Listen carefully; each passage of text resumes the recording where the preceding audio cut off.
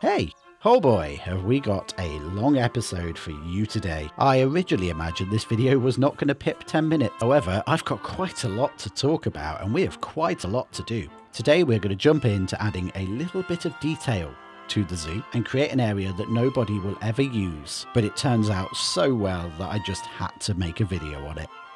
And while we may not be creating for an animal today, don't worry, I will squeeze some animals in just for you. Let's go.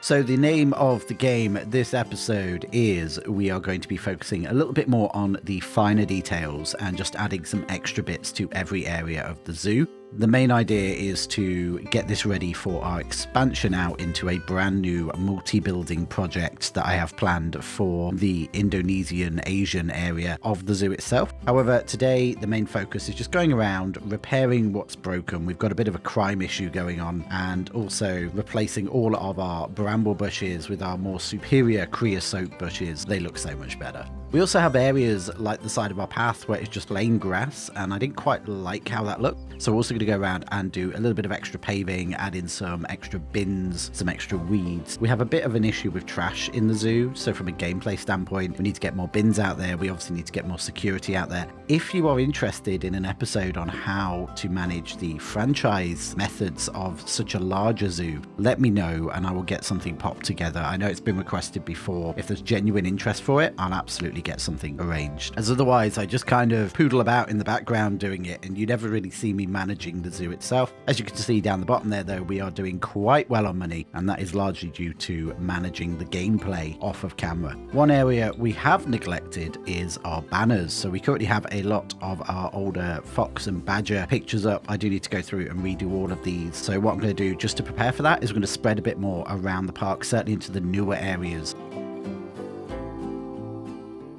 Moving on, we are going to start marking out a couple of beauty areas. These are just areas of flat grass that we're going to mark off with the same wooden fences that we used so long ago. These still look amazing and I love them, so we're going to use them everywhere. We're also going to use the grass path technique to create ourselves some nicely mowed grass areas. That's just basically a 1 meter wide grass path in lines along the grass itself, and then some roughly chopped grass in areas that have yet to be mowed. Now, while I put in the finishing touches on this area, and so that this episode is not completely animal free, let's check in with the riverbanks area and see how our animals are getting on. So this area has seen quite a bit of change, quite a lot of it off camera. I've been doing a lot of the surrounding areas, and it's not completely finished. As you know, we still have to do our final large elephant enclosure, which will be going behind the area we're building today. For now, though, we've got our rhinos, our water buffaloes, and our striped hyenas. Have a quick look at how they're getting on.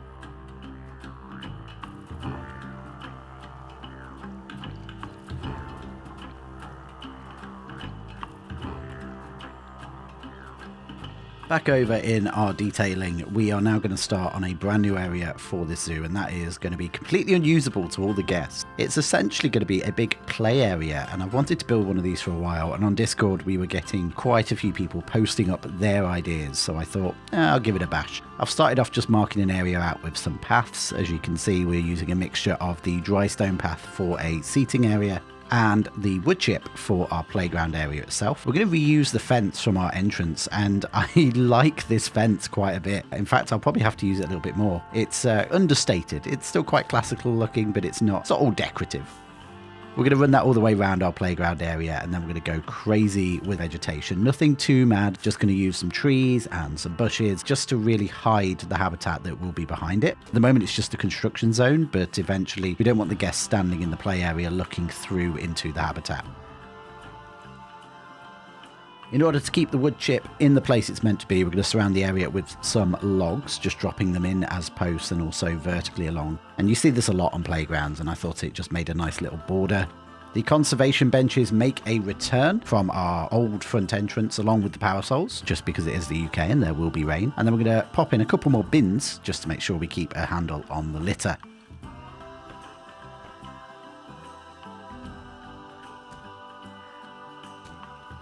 While I finish that, let's jump on over to the insect house and see how they're getting on. Now, having been rebuilt multiple times, I am finally happy how this all looks. We have our insect night house that is full of all these little alcoves and open areas that you can see into this wonderful rainforesty world in the background. And then our beautiful, bright, sunny butterfly house that I still come back in and take photos of every now and then. All in all, one of my favourites.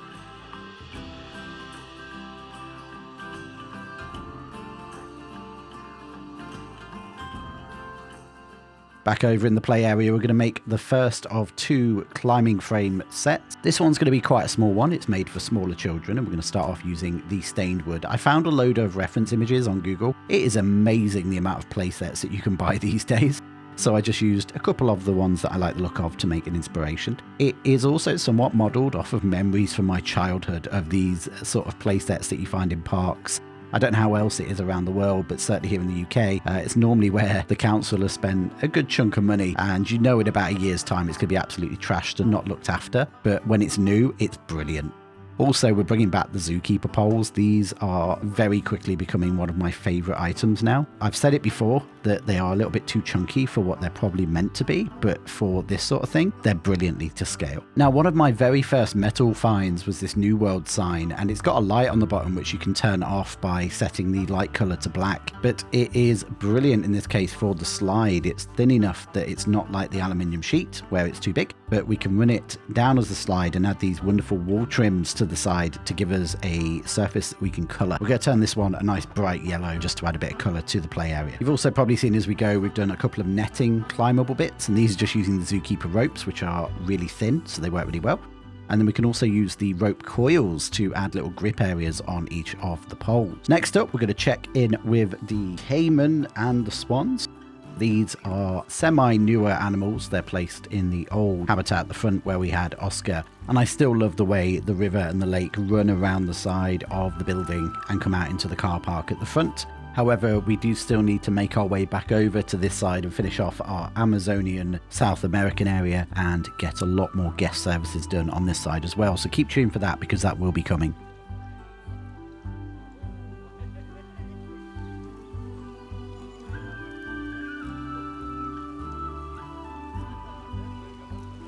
With our smaller play set complete, we're going to move on to something much, much bigger. This is something you generally don't see very often here in the UK, although I guess some bigger attractions do seem to have them. But this is a multiple story climbing wooden thing. And again, I found quite a few inspiration photos that I wanted to try and merge all into one. A lot of this is just moving wood around, so I'm not going to make you watch me build the whole thing. I'm going to put both of these on the workshop at the end here, so keep an eye out for the link for those.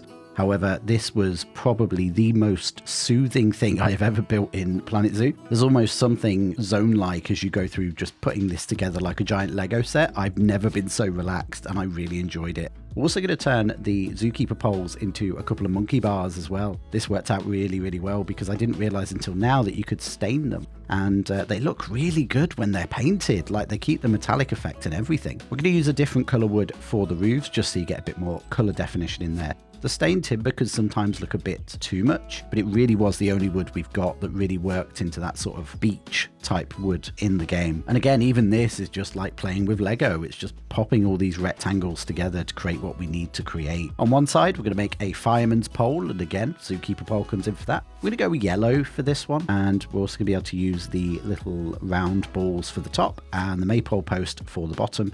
And again, very simple, very piece light, but it just looks so good. Go do a couple of slides. This one's a nice big one. Again, same method, using the New World signs and the trim. Only this time the trim is going to be coloured in a red. And then some little smaller slides down the side, which we're going to put in green. We want to get some nice big bold colours on this. It really adds that element of plastic feeling. Something I had yet to try was a climbing wall. So in a lot of these, they had these little climbing walls to get up onto the actual playset itself. I'm going to make it using the faux rocks, and I believe I have since been told there are better ways of doing this out there. But this was the way that I did it, and that's just by using the faux rocks, colouring them different colours, and then submerging them into this wooden backdrop. This was very much a prototype for what comes next, so keep tuned for that. But it did turn out really well. Once we've got a climbing wall set up, I'm just going to run a rope all the way down with the little knots as grab points. and this made a nice way of getting up to that upper level. Now, while showing off the build to my other half, she did point out that I had this nice blank area at the top that would be a perfect place for a zip wire. So we're going to pop one of those in as well before finishing off everywhere with the little hinges just to add in some bolts. And again, as I said at the start, this is all about detailing. Now, our final animal visit of the day is going to be over to our brand new giant otter habitat. Now, at this point, this building is a bit of a channel favourite. It certainly brings in the brilliant thumbnails and brings in the views. I am still really happy with it. I'm still not a fan of the outside of the building, and we will be addressing that when we move back over to this side of the zoo. But they look so much better inside this big one habitat rather than splitting it up, and I'm really happy how this turned out. Let me know how you feel about it down in the comments below.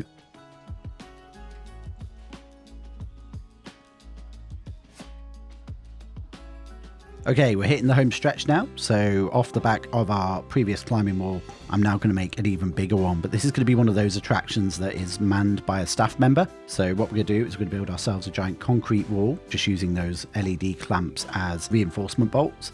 And then on the back of it, we're going to put together a metal frame to hold it up. Now, you've probably seen these in various attractions. Certainly we have them here in the UK, where it's an area that's only open every so often. Then they charge for you to get in. But normally then you'd have somebody there to help you, and it's essentially just a group climbing wall. Now, we're going to use the same method that we have on the last one using these faux rock. This time we're going to go a bit crazy where we have them everywhere. I'm also going to have them multicolored. So as you can see here, we're going to throw on some reds, some greens, some blues and some whites. I believe in reality, these are actually used as difficulty routes. So depending on which route you go, if you stick just to the red, it might be harder than if you stuck just to the blue based on the size and the easiness to grip. On the back, we're just going to reinforce that metal frame, and we're also going to use some concrete footings just because I was worried it looked like it'd fall over. Now up front, we need some drop mats, and the marquee pieces with the Zookeeper pack are brilliant for this. We're just using 4 of them strapped around the side, colour them blue, and it looked so good. I was so happy with this, and anytime I need to do a mat now, this is my go-to. It was a weird idea that I thought, oh, we'll see if it works, and turns out it does. Now, every climbing wall needs ropes, and to do that, we're going to make ourselves a couple of brackets off the front. We're going to use the little rope knots for pulleys. I did try a lot of things, and even the in-game pulley is just so big. We don't need it that big. And again, the Zookeeper ropes, colour them steel coloured, and they looked brilliant as metal climbing cables, so we're also going to use those as well. I'm just going to run them up. They're going to come down to a little bracket on the floor, and then there'll be a little knot on the end for them to attach onto the harness that the guest wears. Around the edge, we're going to sprinkle a couple of bits of mess, so a couple of extra ropes, a couple of crates, and then we're going to surround the whole thing with a fence. I'm going to use the fence from the Barnyard pack because that's just a nice simple metal fence. We'll also put in a rope door or a rope gate so that the attraction can be opened and closed as needed. To add some little decorative areas and also to fill in some of this empty space, we're going to create a set of smaller playground furniture. And again, I will put all of this on the workshop at the end. Starting off with a seesaw. This is nice and easy. It's just a couple of poles, a nice concrete base, and then some wood with some bark for a seat because I thought that looked fairly rustic. For those that have seen the latest Asania Zoo episode, you'll have seen me make these giant bird cages. Well, if we shrink them down and take out the bottom part, you get a turnstile, or as we would call it in the UK, a roundabout. I'm going to make a couple of these. This is just basically a circle with a pole straight down the middle, and then using those metal pieces just to create. It looks so good. I'm blowing my own horn here, but it looks so good. And then just to accomplish a little bit more detailing around the part, I went back and just popped a couple of benches down everywhere, basically all the way along the long paths, and finishing off with our wonderful manhole covers with the Wildlands W in the bottom. And that pretty much brings us to the end of today's detailing episode. I'm going to run you through the cinematics, and I want you to keep an eye out as we are going to be bringing in a zoo rebranding in the very near future. But for now, let's see how it all looks.